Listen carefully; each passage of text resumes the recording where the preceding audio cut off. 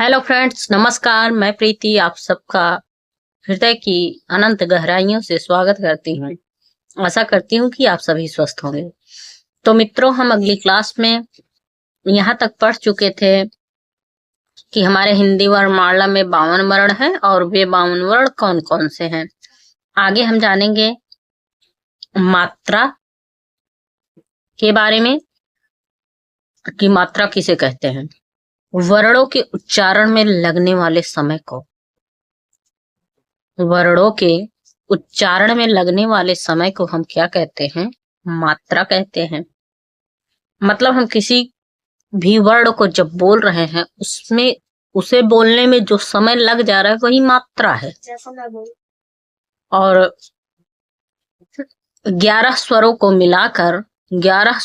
मिलाकर कुल 10 मात्राओं का निर्माण होता है। वे 11 स्वर कौन कौन से हैं? तो यही है, बाकी इसमें छोटा आ जोड़ दीजिए। और आप लोग मात्राएं देख ही रहे हैं। इन मात्राओं का चिन्ह कौन सा होता है? आगे हम जानेंगे स्वर किसे कहते हैं। स्वर किसे कहते हैं? स्वर वे ध्वनियां हैं जो स्वतः ही बोली जाती हैं। अर्थात कहने का यहाँ सीधा सा अर्थ सिर्फ यही इतना है कि जो स्वतंत्र होती हैं, जिन्हें बोलने के लिए हमें किसी की भी आवश्यकता नहीं पड़ती है। जबकि जैसे में व्यंजन को बोलने के लिए स्वरों की आवश्यकता होती है, अर्थात जिनका उच्चारण बिना अवरोध अथवा विघ्न बाधा के होता है, उन्हें हम क्या कहते हैं? उन्हें हम स्वर कहते हैं। स्वर वर्ण की कुल संख्या 11 होती है। पीछे भी हम पढ़ चुके हैं। अब हम आ जाते हैं स्वरों का विभाजन।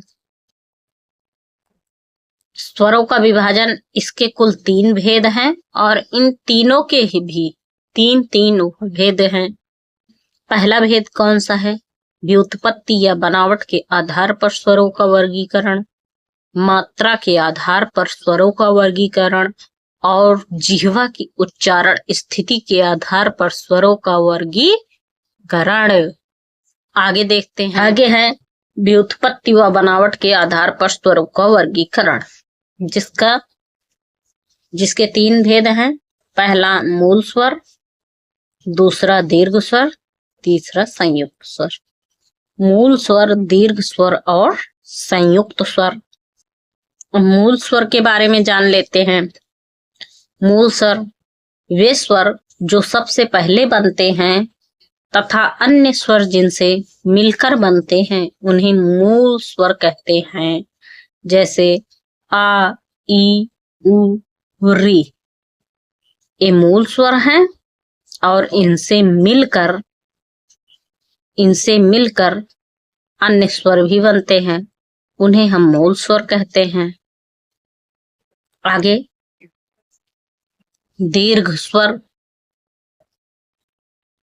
दीर्घ स्वर एक ही मूल स्वर को 2 बार जोड़ने पर जो उसका दीर्घ रूप बन जाता है उसे दीर्घ स्वर कहते हैं। जैसे बड़ा आ, बड़ी ई, बड़ा उ और रे। और तीसरा है संयुक्त स्वर। जब 2 असमान स्वर आपस में जुड़े होते हैं तो उन्हें संयुक्त स्वर कहते हैं। जैसे ए, ऐ और ओ, औ, ये हमारे संयुक्त स्वर हैं। देख लीजिए, संयुक्त स्वर, दीर्घ स्वर और मूल स्वर।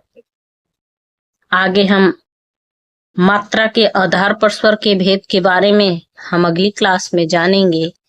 तब तक के लिए आप सबको धन्यवाद। हाँ मित्रों, एक चीज मुझे और कहनी है कि यदि आपको कहीं पर कुछ भी समझ में ना आया हो, आप कमेंट कर सकते हैं और मेरे चैनल को सब्सक्राइब कर लीजिए और लाइक कर दीजिए और अपने फ्रेंड्स के साथ, पढ़ने वाले दोस्तों में, परिवार में आप लोग इसे शेयर कर सकते हैं।